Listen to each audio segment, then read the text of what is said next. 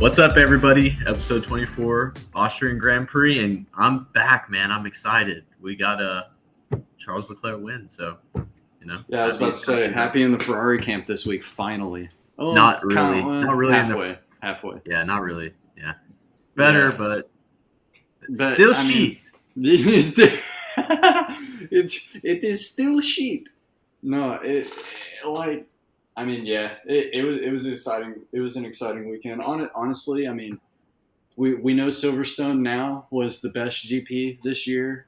Canada was close before Silverstone, and I had to say it was Canada and Silverstone. But after today, I mean, This is the second best. This could possibly take number 2 because Austria is weird, man. It's 71 laps. It's the shortest. It's like the shortest timed lap. What at an average like 106, 105, something like that.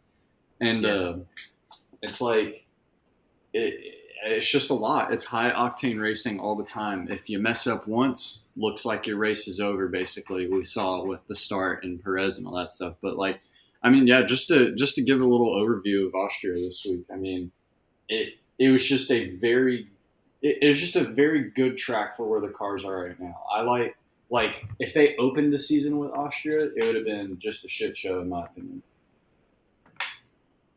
Yeah, I mean, even in like the sprint race, you saw like the race lead or Max Verstappen, who won the sprint race. He was about to lap Latifi in the sprint race. It was supposed to be short. In a sprint race, that's 25 laps or 21 or something like that. Yeah. There's no way you can do that on any other track besides this one, and I think that's why, like the Red Bull Ring, it's isn't it a total of freaking like 10 turns? Really, it's like 10 turns. Half the track's a DRS zone, essentially. More than half the track is a DRS zone. It's actually kind of sick to see, and then obviously we saw a bunch of people taking turn 3 a bit tricky today. Like, I mean, you either took it well or you kind of went wide for no reason. Foreshadowing later events, but Yep. yeah. So I gotta start off and say like my predictions are absolutely went to fucking hell. I think they went in the bin this week. They went in the bin. Like, yeah, Mercedes obviously. I kind of saw it coming though, because it was like Mercedes looked like they were doing great last weekend, but also like the 2 fastest drivers and the fastest cars had severe damage to their cars, so like they didn't have their true pace, I would say. Yeah, so it was pretty clear that I mean, we saw it happen. Mercedes, they didn't look like they were good at all in a straight line. No, I mean, you saw Lewis literally say it mid-race going down the straight. He was talking about the HAAS, bro. Like, hey, the HAAS brought an upgrade. They upgraded their ERS system. You know what? That makes sense. I think that's piggybacked off of Ferrari though. But hey, dude, whatever HAAS did, and this is. See, okay, all right, okay. Let's talk about something real quick. We'll get back on this tangent. Remember when Gunther said, "Hey, we should hold off on the upgrades right now because we still feel that we have potential to extract from the car we currently have." Yeah. Okay, I hear you. I do hear you, Gunther. You brought an upgrade. Both of your dudes are in freaking double points for 2 weekends in a row now. And Mick is passing Kevin Magnussen and finishing ahead of him now. What like we said in the beginning, I agree with Gunther, get what you can out of the car you have now and this, that, and the other, the driver's problem, whatever. But I also said slightly, hey, maybe the missing link to the driver struggling or to them keeping up is one little upgrade. Yeah. And they upgrade, and it's night and freaking day. Yeah, dude, they're looking great again. Like, they started out the season really hot, and now they're picking it back up. And Mick Schumacher is kind of reminding me, like, he's like a little like a crackhead almost, where like you give him a little taste and they just want more. And he got a taste of points last weekend, and he can't stop now. This dude's the Schumacher is unleashed now. That's what, dude. He's entering his villain arc. Like, he finally gets in his rookie. He's like, oh, hey, I'm going to play nice with everyone. I'm friends with everyone on the track. Gets in this year. He's like, all right, it's really time to bite down. Struggling. All right, something needs to give for me. Has first weekend in the points. He got a taste of what success feels like, and he's just out for blood now, and He's a I'm new here man. for it. He's He's a turning new into man. his dad, and we love to see it. Dude, I know all the people say it like, oh, dude, it's crazy. Yeah, and I mean, you said last time, you're like, I need to see some better points from it. Well, how's P6, Tyler? How was Yeah, that? I was about to say, what the hell was that voice, Christopher Hickson? That was me mocking you, mocking Mick, I mean, saying that yeah. he didn't Hey, have hey, legit dude. points. Hey, if anyone's gonna make me eat my words, I would want it to be Mick Schumacher. That kid deserves the world, and I'm on his team now. I'm on his team, but Yeah. you can't blame me, bro. His leash had to be small at that point. Yeah, he was definitely like very lackluster and disappointing like the start of the season. So it's good to see him where people were expecting him to be, you know? Yeah, So and especially with this year's Haas car, like yeah. we've Super seen Haas. what Kevin, yeah, super Haas, super Haas. Yeah. But it's like we see it with Kevin fairly consistently. We see it with Mick. Now, I understand the running joke, especially with us and all of our friends and stuff. Like Haas starts, has a very good Saturday, has this, that, and the other. They will find a way to screw up a points finish sometimes. They definitely could have They have way done more that point. throughout the year. They could have way more points finishes this year if they didn't do that. But like you said, they upgraded ERS. They upgraded. They finally put some TLC into the car, and the drivers are getting everything they can out of it. And it's saying it right now because verbatim, like Lewis is asking, how are we slow on the straights as he's behind a Haas and the Haas is leaving them in the dust. Like it's pain. It's in Spain without the S. Well, we know someone else was in Spain without the S. Yeah. The Spanish driver Carlos, but we'll touch on that in a Oh. little bit. But yeah, we had interesting qualifying. Mercedes crashed both their cars, so they had to repair both the cars for this weekend. And then seeing how they finished, like, dude, it's insane that they pulled that off. Yeah, The Lewis sprint touched on it, saying he had a brand new car Sunday, or not Sunday, but today, Saturday morning. No, it was a brand new Saturday. car for qualifying. Yeah, that makes sense. And then we had the sprint Or race. It was pretty exciting. There were some good moments in it, but I gotta say, uh, I think I'm at the point now where I'm just like, yeah, sprint race is just a gimmick, and I'm not a fan of it. dang, I, you know, I like sprint. Maybe this track just wasn't it for the sprint race, man. Maybe it wasn't it because I with mean, the. Go ahead. Honestly, I don't get me think I wrong. can. The sprint race was exciting. It was really good. There was some cool moments in there. Like we had the two Ferraris battle each other out for like the first 10 laps, and then there was Mick defending against Hamilton, and he got kind of a little bit hosed by his team, but he made up for that today. But I don't know, like it's just it's not necessary because the race was just as entertaining, if not way more entertaining. It's So I don't almost know. made for the midfield and the back markers. And You all know it what I'm does is saying? like you saw like Checo had a bad position to start, and all it did was redeem his terrible qualifying. Yeah, and same goes out to the McLarens. They had a terrible position to start. They gained like 4 or 5 places in the sprint race, put themselves in a nice little setup to get points, and they got double points today. So it's like I very much think that the sprint race is damn near just to keep the field kind of close, or just to throw in some. Here's an attaboy once in a while to all the other shittier teams that are having troubles. Like as of right now, I've only seen it benefit the midfield and the back markers. Like Well, I people don't like know, man. I think really.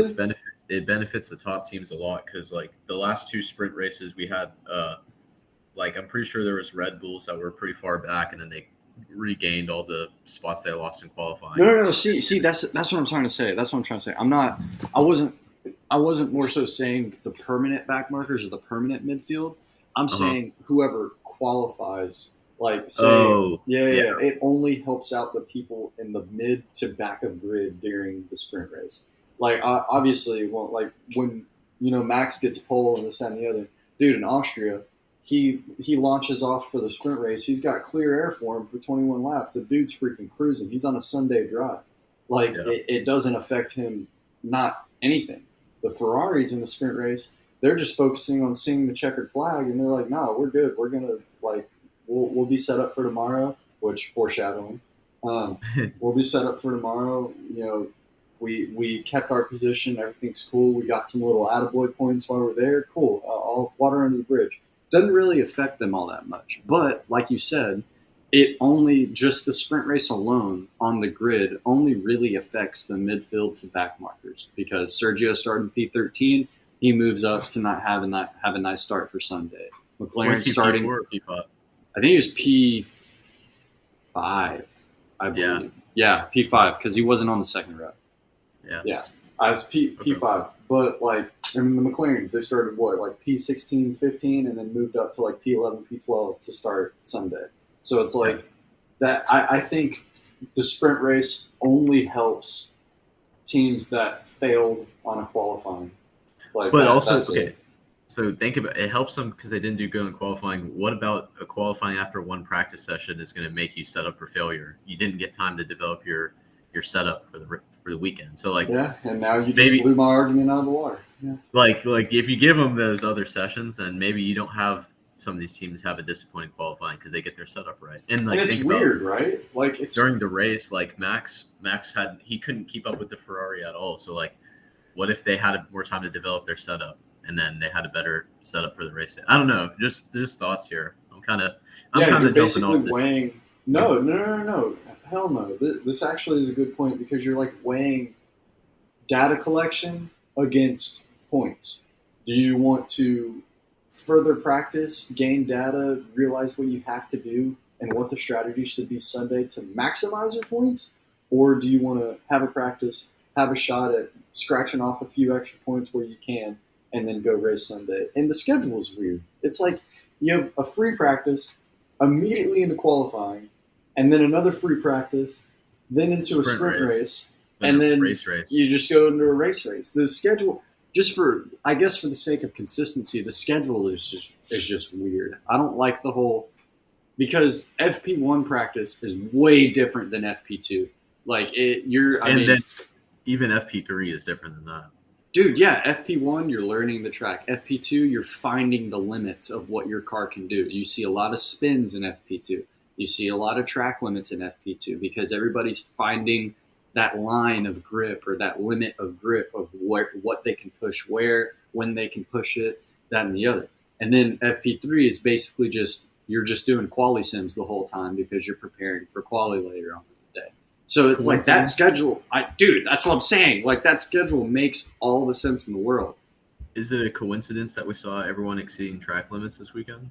No, it's not. And let me tell you why, Christopher, because of that goddamn schedule right there. Yep. Yeah, so we're definitely dumping the sprint race over here. Not a fan of it. Yeah, you can stamp it. T-Love is not a fan of the sprint race. Stamp it. But yeah, let's do a little drivers standings updates. Max Verstappen has 208 points. Leclerc 170, so he's down by 38 points. He's kind of closing the gap. Kind of. He's getting there. Not really though. I guess he went from almost 50 points now to like 35 now. So I guess they're closing in slowly. Chip away. You need Max out of the top 5 for a little bit. You do, need yeah. Him held and up somewhere. They had that chance in Silverstone, but it just didn't work out. Yeah. And then behind Leclerc, we got Perez, 151 points, so he's 21 points off of her. Yeah, which Sainz and Perez didn't change much at all because they both DNF today. Yeah, Sainz 133. Yeah, and then George Russell 128. He's creeping up on Sainz. He's there, bro. He's always right there, man. He's always right there. And imagine he didn't have that DNF last week. Yeah, you got a point. And yeah, I think he would have done great, like you said last week, if he didn't DNF. Low key, actually, because last week we had Carlos Sainz winning. Dude, low key, we could have seen George in P4 by the end of today if he didn't DNF last week. Straight up, yeah, definitely. And then we got constructors. We got Red Bull 359, Ferrari 303. So they're still pretty far behind. They just They're We need to 56 figure points some behind shit Red out, Bull. but they're They still could have 50. closed in today had they not had reliability concerns again.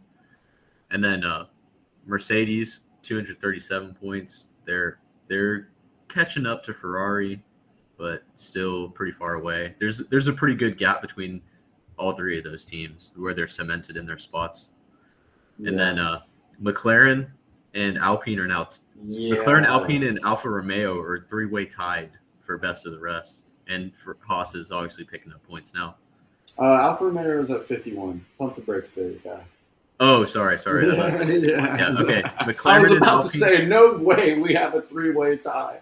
McLaren and Alpine are tied, two-way tie for best of the rest, which is insane. And we thought that McLaren was going to get exposed this weekend, but they exposed that their car is not that bad. Yeah, actually, I need to look in. I really do need to look into what they're doing exactly from last week to this week because, I mean, you heard me in the predictions episode. I thought McLaren, Aston Martin, and maybe the AlphaTauri, maybe, were going to be just absolutely exposed this weekend. There was 3 DRS zones. It's made up of mostly straights. There's barely any curves. There's 10 turns total. Like, it's the closest thing to Temple of Speed Monza that you could get, at least just for the simplicity of the track. I thought Yeah. they were 100% going to get exposed, but like I said, and shout out, I guess, the sprint race for this, they had a definitely lackluster qualifying, but made up for it in the sprint race to set themselves up for a double points finish today, and they actually looked racy. I think so. This track does have pretty good straightaways, but I don't think they're that long. And then mixing with they have some pretty sharp corners, like that kind of plays into the McLaren's car's strengths, is because I think Yeah, they were able to carry their momentum so much better. and I wonder what the science is behind the second straight, not the main pit lane straight, but the second one coming out of turn 2, the Yeah, elevation change. I wonder if that plays into anything with more drag going up, because you're going up in elevation as you're going to that straight. yeah, So I wonder, we need to hit a freaking Mirko for that one. yeah. We need to learn a little bit, but yeah, that's our driver standing updates for the race. We had Leclerc 1, Verstappen 2, and then Lewis Hamilton sneaking in a podium at 3. Uh, Fine I race think from this Mercedes boys this weekend. I just want yeah, to yeah, point that out. Mercedes 3-4, so they were right there with each other. Crazy. Like anytime if any of the teams slip up, they're going to be right there to capitalize. Yeah, 100%. You It was, cannot with Mercedes on the grid right now with their consistency. Like you said, it's not top echelon team, it's not bottom team, but damn it, they are the most consistent team on the grid right now. yeah, they're just inking like they're so close to being a top team, but just not quite yet. And I saw someone in the Red Bull community on Twitter. They said Mercedes with their dirty hat tricks, desperately trying to get championship points, is painful to watch. Like, what are you talking What? about, dude? What are you talking about? What are you even on right now? Whatever you have, I want it because, like, I dude, want it. it like, what does They that didn't do even anything mean? dirty. They didn't. Okay, so I guess some Red Bull fans might think that George Russell purposely tried to take Checo out of the race. No, that couldn't be further from the truth, bro. Tyler, please paint us a picture of this race start today. Bro, okay, so off rip, you have George Russell getting a great start. I'm just gonna go ahead and add that. He was very good off the line, as was Perez. He started in He, P13 for the sprint and then made him all the way up to P5. So shouts out to yep, that boy. yep. But And go, dude, his yeah. his racecraft in the sprint race was insane. He was wheel to wheel. Had his front wheel sandwiched in between both of Lewis Hamilton's wheels on the right side. Like it was insane. I thought like I don't know. That was crazy. No, that's what I'm saying. Like George, if anyone wants to say, listen, I understand the stewards gave George a 5-second penalty for that little collision today. I really thought it was just going to be a racing incident and this and the other. But for whatever reason, when you looked at the offboard overhead, like from the helicopter shot, I mean, they're convinced that Sergio was ahead, which he was. He was.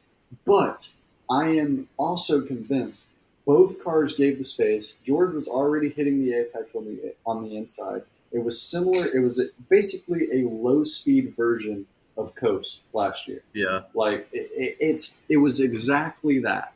And I think now it was. all of a sudden we're gonna give it to George because Sergio decided to use George as the apex.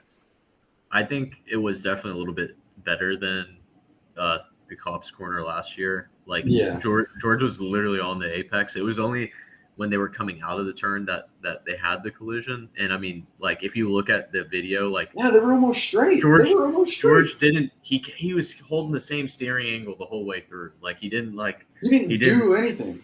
he didn't do anything. He just I drove the car. don't Was think definitely his steering wheel turned left at all. it did not. I watched it and I did it frame by frame with my little finger on the phone. Like With my little it was fingy. it was kind of dumb. It should have been a racing incident. It shouldn't have been a penalty. It sucks for Checo, but like, hey, it's racing, and you got cold tires. It's like the first lap of the race. Like you shouldn't have pushed so hard. Honestly, like you got plenty of time to get ahead. But Especially with a Red Bull, bro. You see how fast Max pushed up the field. You saw how fast Sergio in the sprint race went from P13 to P5. You don't need to bottle your race on turn 3.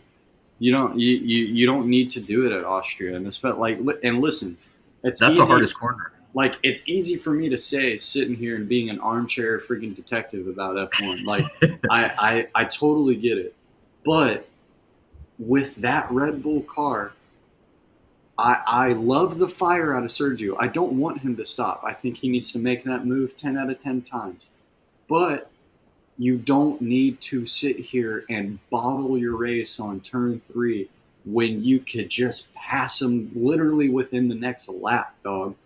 Like you saw how fast that he got past those Haas cars in the sprint race, right? Yeah. Mercedes was struggling to get past him, so like you have the speed, you can get past the Mercedes. Yeah, like, rely on your racecraft. Don't rely on the speed of the car. Let that handle itself.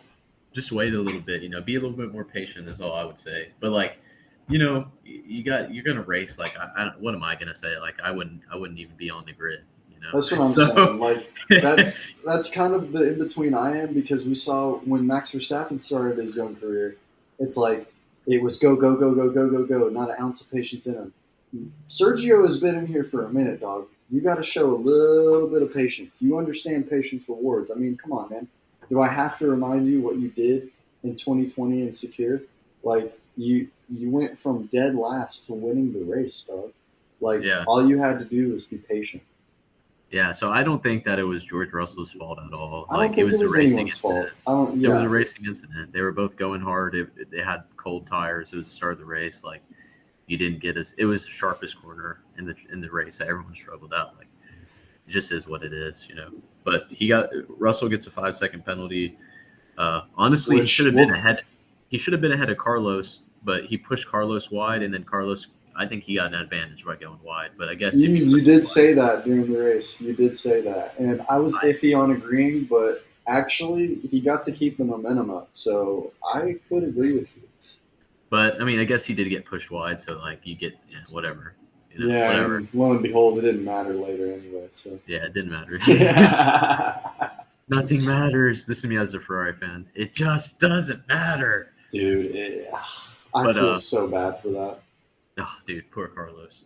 So for those of you that don't know, Carlos had a DNF because his engine decided to just explode. Yeah. And can we talk about? Listen, I have nothing but praise for the fire marshals, but if you go back,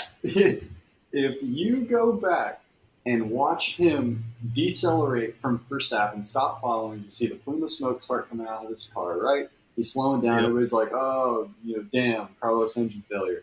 He starts pulling on the access road to the left. Can you tell me why there is a fire marshal in all green? He runs halfway down the driveway, almost to the wall, puts the fire extinguisher down, and then turns back around and runs back to the van. Mind you, when I say run, I'm using that term loosely. He hit maybe a brisk jog. And meanwhile, you have Carlos Sainz 5-point strapped into a freaking F1 car that is on fire and is rapidly increasing towards the cockpit. Yeah, that fire moved quick too. Yeah, dude, it was explode. Like if you slow it down, you could see the engine explode. Like kind of busting off pieces inside the canopy of the car, and you could see it exploding holes through the freaking side bodies. It was kind of insane. Yeah. Well, good news. Carlos got out safely. They were able to put some chalks behind the wheel and wouldn't let this giant flaming death trap roll back to the track because they parked on a little bit of a hill. So if he could just hop down, and they did. Yeah, and it looks like it's great. I mean, obviously, since everything's gone, his steering wheel wasn't working, so he couldn't apply the brakes at all. Yeah. So, it turned out to be okay. I mean, it sucks. Like we were saying, Ferrari. We're watching the race. Ferrari clearly had the pace. Like him and Max dude, had a really great battle early on, and Leclerc just had his number, got past him. He snuck past him on this nice little inside line that Max didn't see coming, I think. And then they just had way better tire degradation. Like they had the pace. They were killing it. Carlos Sainz is doing great. They made Max have to undercut so hard, and that still wasn't even enough because they would just pit later. So Ferrari had great strategy actually, and then we saw the pit stops. Like their slowest pit stop was a 2.6. They had two really great pit stops. Yeah, I do want to give like a shout out, which it sucks that it's a shout out because this should be expectation from a team like Ferrari, but big shout out to their pit team this weekend for finally not just absolutely throwing a pit strategy. Like I do have to say that. Like I shouldn't be highlighting it this much because it should just be like that should be the norm, but it's not. It hasn't been. That's me clapping for Ferrari. Yeah, we were watching the race and we're like, well, they're easily in the front right now. I wonder how they're going to ruin that. Is it going to be the pit stop or the strategy? And then they killed both of them. They had great pit stops, great strategy, and then the one thing we didn't expect was the good old Ferrari reliability. And Carlos Sainz's car explode. So they should have had an easy 1-2, and it's definitely disappointing. What really I think is probably the most upsetting, though, is like last weekend, I don't know, I think Charles Leclerc fans are starting to turn into the new, like, just the worst fan base almost. Like, they're all pissed off because, oh, Charles didn't get first place and Carlos did and blah, blah. Like, dude, Carlos had a great race. Like, let him have his moment. And no one even gave Carlos really any props for it. Like, and then this race, he DNFs and everyone's like, Ferrari's back. They did so good. Like, dude, they did not do so good. They had a car literally not finish the race. Yeah, we're stoked about Charles winning and having half the team DNF, but we're not stoked about both drivers finishing the race within the top four, but one of them that you didn't want to win happened to win the race. Like Carlos can't be freaking P2 forever. Yeah, like, exactly. And I'm a Leclerc fan. I love Leclerc, but like, dude, Carlos had his win last weekend. He deserved it. He's been having a great run. Did Bottas have wins last year for Mercedes? Yeah, they did. Yeah, he did. Did they win the constructors? Yeah, they did. Like he can't be freaking P2 forever. He can't be freaking. It can't be Batman and Robin forever. It can't be sidekick Carlos forever. Like it's like I hate the team dynamic right now in Ferrari. It's pretty horrible. But I mean, at the same time, they should still be, no matter what, prioritizing Leclerc as the number one driver, in my opinion, because he's proven that. Like he was leading the championship until Ferrari did, and then which sucks because that's nobody's fault, but. But even when they screwed up, just like last year, Carlos Sainz is right there to pick up the pieces, and he was battling for P1s, got his first win. So like everyone needs to shut up about Carlos and let him do his thing because he's a damn good driver also. No, hell, dude. I mean, let's be honest. With any popular fan base, with any like the most popular fan, because we do have to get it that Tifosi is the most. They're the most popular F1 fan base today. They're the oldest team. I get it. With popularity comes, when successes are great, shit's good. When everyone's failing, it's the most toxic thing ever. It's, but Binotto doesn't know what he's doing. Carlos Sainz doesn't know what he's doing. Charles Leclerc doesn't know what he's doing. Next, literally 6 days pass. Oh my God, Ferrari back on top. I love this team. This team is really going to go. It's like, what? pick a side. Like, I'm a So I McLaren think fanboy too, but damn, it's like it's yeah, you get the McLaren fans are honestly pretty chad because they realize their team's ass this year. yeah. The McLaren. The only thing I like about McLaren is that they won't bullshit you. They won't. The fans will be like, yeah, no, you know, you win some, you lose some. It's Hey, are Mercedes fans the F1 Dallas Cowboys now? 100%, We're back, baby. 100%. This is our year now. This second half, we're bringing it. This is our year. We'll be in the playoffs. Don't worry. Oh, Sorry, dude! Imagine if there was F1 playoffs. Only 8 teams went to the next track. Or only That would be kind of wild. that'd be. But funny. no, yeah, that's the Ferrari rant. They still managed to screw it up. They got some concerns with reliability still, but I think the biggest concern is that they didn't even expect it. See, yeah, the biggest concern is that they didn't expect it. The second biggest concern is so far what we've seen is if one thing happens to one car, there is inevitably something. It could be catastrophic, it could be minor, but there is something that's going to happen to the second car. And today we saw Leclerc's throttle pedal, mind you, shouts out to the boy, because I don't know how you can manage doing this while racing Max Verstappen behind you. The dude's throttle pedal response, like the return of it, just gave out. So this man was manually putting the throttle down all the way to the floor, but when it needs to come back up, he is hooking his foot under it and bringing it back up manually while going under braking.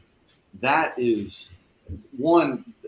I don't know how that happened to the other car. I don't know if it something just broke because, or if he hit. Well, it doesn't matter. It happened, but I think Ferrari's biggest concern is that when something goes wrong, they don't even know where to start. That's the biggest concern. I think they're just lost sometimes when shit goes wrong.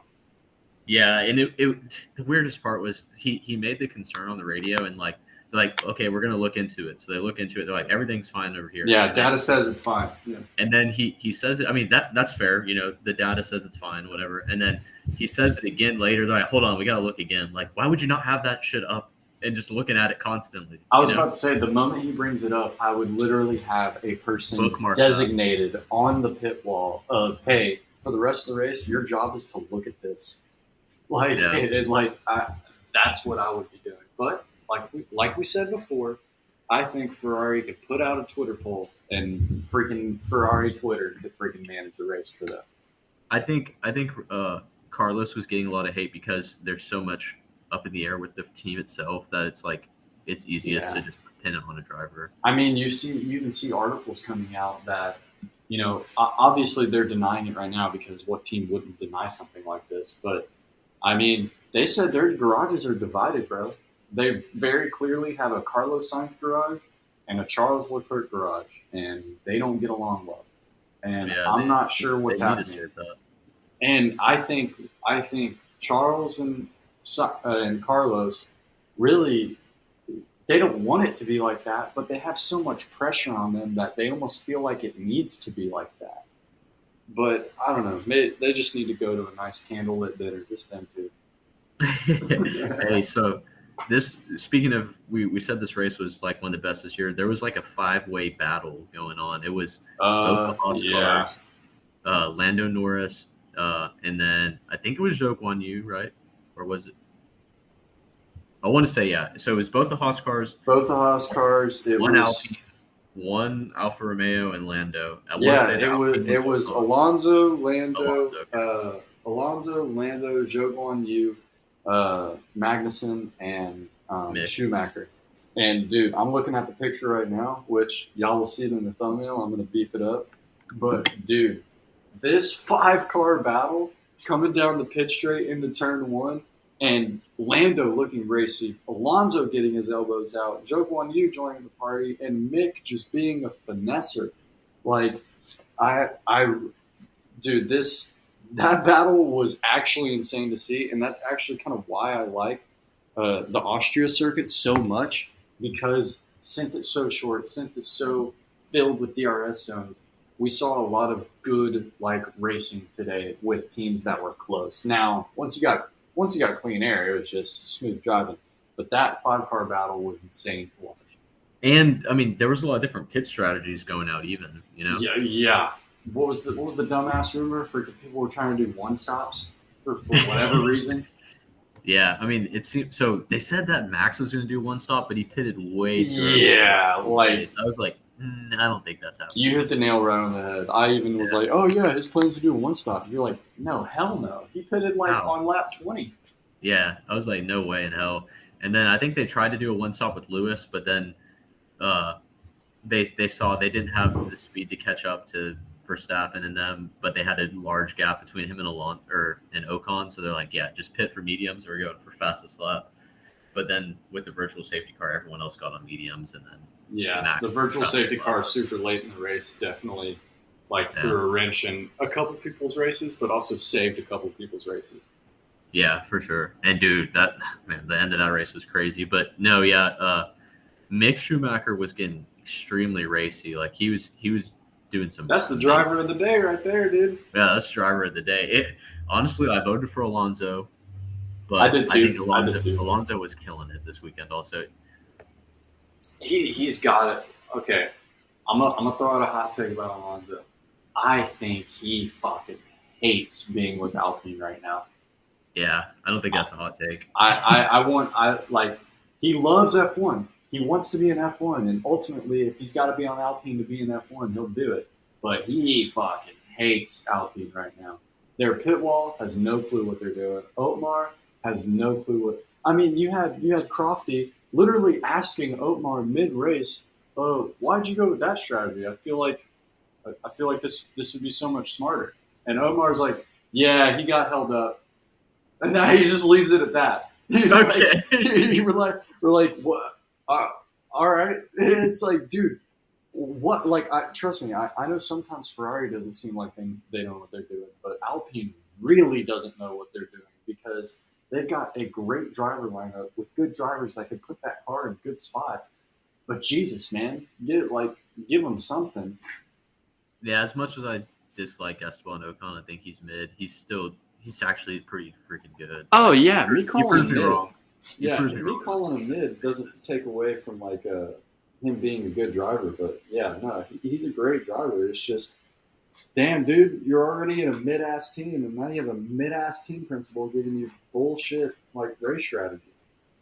Yeah, and Alonso, he's been this year, honestly, like he's probably single-handedly the most entertaining driver on the grid. Like You're he held absolutely up, correct. he held up everyone in Monaco just to screw with them, I'm pretty sure. And then he set like he was in the top 3 in that wet qualifying, like absolutely insane driving. And then this race, he's racing against Yuki Tsunoda. Yuki pushes him wide. He goes into the grass with half his car. He's still passing this guy, right? He's going 200 miles an hour, drives next to him, and then gives him like a Matumbo finger wag, like, no, no, no, and then passes him still. Yeah, dude. As he's passing this guy, coming off of turn 3, going into that straight through the grass, finger wags him, says no, no, no, passes him up, and then just smooth sailing from there. If I'm Yuki, bro, I'm not doing an interview after the race. I'm going straight to my cool down room, and I'm just taking a nap going, I can't believe that guy just did that to me. Yeah, and honestly, Alonso's had a lot of bad luck this year too. Like him Hell and yeah. Vettel, they've been. Oh man, like Alonso's didn't he start like P18 this weekend today? I think so. Maybe P19, and he crawled all the way up to P10 and got points. So like that dude, that was my driver of the day. Mick is definitely. I don't hate that at all. Like I think if it wasn't Alonso, it's definitely Mick. So. And then Leclerc also deserves to get a shout out because he was, like you said, using his foot to decelerate the throttle. And like I saw the numbers, like he was always hanging 20% like throttle inputs throughout, like for the last couple laps. Like yeah, I mean he that was can't as like. low as he could get it. I was like, bro, like he can't. Like you saw him lift and coast a whole lot more because obviously he had to, and some of the straights like. Okay, the main pit lane straight going into turn 1, massive slowdown because coming out of that turn, he's so slow because he has to manually do everything. turn going into turn 3, coming out of turn 3, slow as hell. Verstappen was literally gaining a half a sec, 5 full tenths on just one turn, just because he was doing that. And if Max had 5 more laps, he would have caught him. But since that happened, like the last, I think 2 or 3 laps, he could manage it, and he had I think like a 6-7 second cushion or something like that to start. But at the end of the race, Max was within, I think, like 1.9 or right at 2 seconds. Yeah, that was like he was gaining quickly. He was gaining fast, like, and that just circles back to Sergio. He didn't need to bottle his car, bro. Like he was too quick. Yeah, for sure. Yeah, poor Checo. Yeah, it sucks. Checo and Sainz both missed out, and honestly, like Ferrari's got to be kicking themselves because they really could have closed in on that constructors with the 1-2 finish. I know, dude. And to put the icing on the cake, they would have finished ahead of Max, both of them, and potentially Carlos could have got a second win. So just putting that out there. Potentially Carlos could have got a second win. Ferrari could have been 1-2. Since George was Team Ferrari this weekend and took out Perez, you had half of your competitor, your direct competitor, out of the freaking race. You had Verstappen coming in third, so it thinks you both the top. Bro, it literally, very literally could have been the perfect weekend for Ferrari to be right back into this punch for punch for the championship. But no. It has to be something, bro. It always has to be something. It definitely worked out in Leclerc's favor that he got P1 because, obviously, I think if Carlos was still in the race and his car was 100% and Leclerc had the throttle issue, I think, I don't know, maybe Carlos still wouldn't have been able to catch him because there was still that pretty big gap. And yeah. So I don't know, but maybe Carlos could have got around him and then got a second win, which would have been insane, and then all the Leclerc fans would have been crying. But I mean, yeah, it was just a tough race today. But to go over, let's do the final driver standings. Final driver standings for today. We had Leclerc P1, Max P2, rare. Hamilton inking a P3, Russell P4, Ocon P5, which that I totally overlooked that. Ocon P5 is definitely out of the ordinary for his midness. Schumacher P6, which inks his highest F1 finish, which shouts out to the boy, which this is honestly crazy to see. A HAAS McLaren going from P6 to P9, which Ricciardo actually, I think he's finding the pace now, man. I think he's finding the pace now. I will give this. Both the Haas's were definitely they're outclassing the McLarens, they're outclassing AlphaTauri, all that stuff. But Ricciardo's finding the pace. Can I say something? You want to do a little McLaren talk real quick? Let's do it. I saw some people on Twitter saying that there's been several races this year where Danny Rick had more pace, but the team wouldn't let him through. So, I don't know. I'm just saying. It goes back to what you said, bro. It's not a driver. It's not the car. It's the fucking team right now. It's the car also. It's okay. Yeah, you're right. But I don't think it's Danny Rick. It's not a Danny Rick thing. No, it's not. You're right. Once you made me realize that, I've totally changed my mind about the team. Last weekend was a little bit of a Danny Rick thing, I will say, but I digress. No, I mean, it's just a weird, for Ferrari's garage and McLaren's garage, it's almost like they're both kind of dealing with the same thing, just kind of different scale. Uniquely with their teams. It's kind of weird. And if anything, I actually think Mercedes, from the top down, just in all aspects, all categories, I actually think Mercedes from the top down might be the best well-rounded team we have on the grid. Honestly, I will say I'm impressed with how they've managed having the young driver and the greatest of all time, considered by many. Hell no. George ain't a young driver anymore. He's on year 4, I think, or year. Well, hang on. He started in 2019. Yeah. How old is he? Shit, 24, something like that. He's a young driver, but it's just true. It's interesting. You see, he's the up and coming. he's the future of the team, and Lewis is the legacy of the We're team. literally seeing the torch being passed like right now. Yeah, and the fact that they're like working so well together, and like there's not any beef, there's no like split. The team is sticking together. It's like pretty impressive to see. No, And it even literally like bro, they're both British. They're both like it's now, Red Bull is kind of in the place that Ferrari should be, where they have their clear 1 and 2, but they still respect their second driver. And it seems like Ferrari, they're still letting them kind of duke it out, and it might be sacrificing like some of the championship, but Is it I don't though? know. Is it though? Because it hasn't. It. I trust me. I want to agree with you. I do because I think that's the correct take. But is it the case though? I Because don't think it is actually. even when they fight, it's pretty clean, and both It is of them clean. both of them understand who has more pace at what time, and it's not like they totally disregard instructions. Minus last weekend, like. And But even that, bro, you finished P1 and P3 or P1 and P4 or something like that. It's really not yeah, that big a deal. that's true. Both of those races, they did finish P1, P4, so it's not the worst, but it's It's definitely like, not the best. yeah, no, you're right. Definitely not the best. But dude, a freaking Red Bull DNF, bro. Like, you should be like sort of celebrating this weekend, other than the Carlos Sainz DNF, which you need to be upset about. I don't want to see, just like I saw, which you speaking about the freaking Ferrari Twitter, man, their Twitter page. It's Charles Leclerc running to his garage, going, "Guys, we did it, guys!" And then Ferrari's like, "Oh, there's nothing like that winning feeling." Mind you, we got freaking Carlos Sainz almost set on fire by your goddamn engine. Like it's fun. I guess you're right.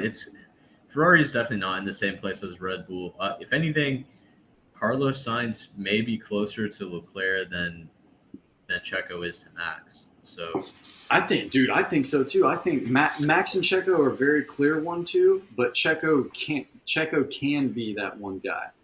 Matt for Charles and Carlos, dude. I mean, there's some weekends Carlos looks good all weekend compared to Leclerc, but then there's some weekends Leclerc looks like classic Leclerc and is the number one driver. oh So it's no, like, I don't think I've seen Carlos outclass him on a weekend really. I mean, these past couple weekends, man, Carlos has been good. He's been amazing. Like he's been really great, but I don't think like it comes down to Ferrari's.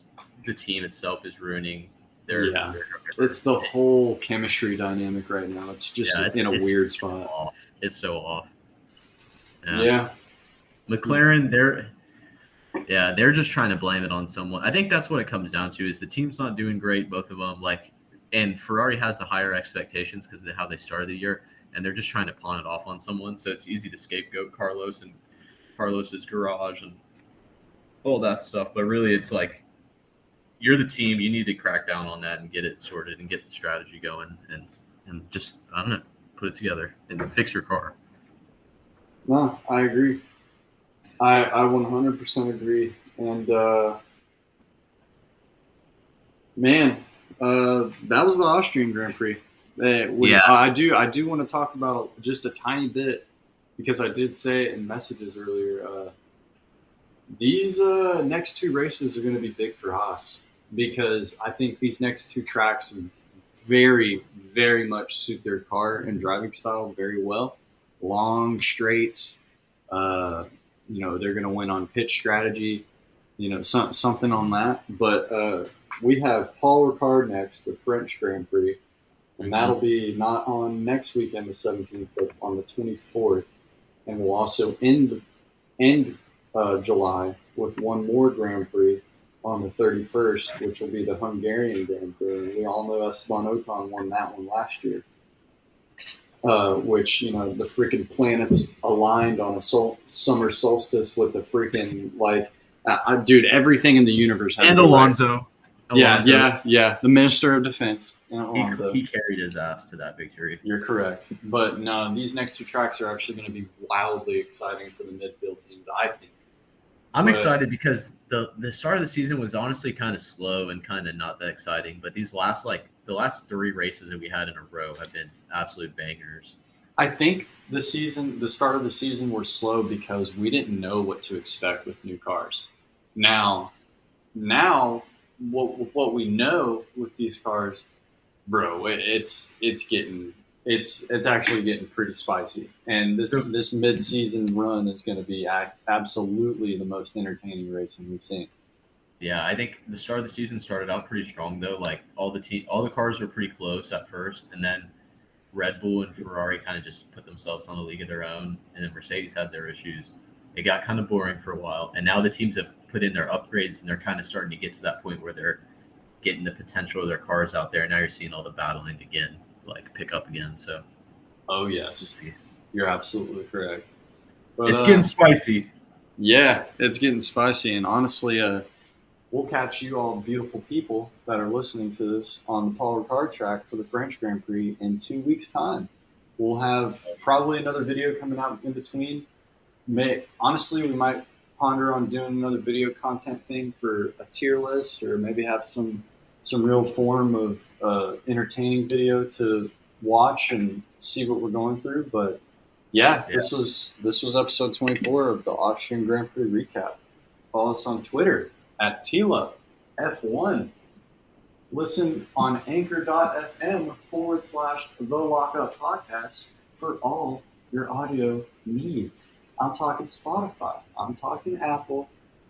Basically, that's probably all y'all use, but Deezer, Stitcher, freaking Google Play, SoundCloud, your mom's basement. I don't know. Like, literally. I don't even know what half of those are. What is a Deezer? What is a Deezer? What's Jay-Z's one? Tidal. We're on that one too. Oh, we're literally just go search up the Lockup Podcast and you'll find it. But we're out there in the ether. Chris, I think I'm out of here, dog. Yeah, I think it's time to pack it in. Hell yeah. Well, we'll see y'all probably next week. Later, nerds. Peace.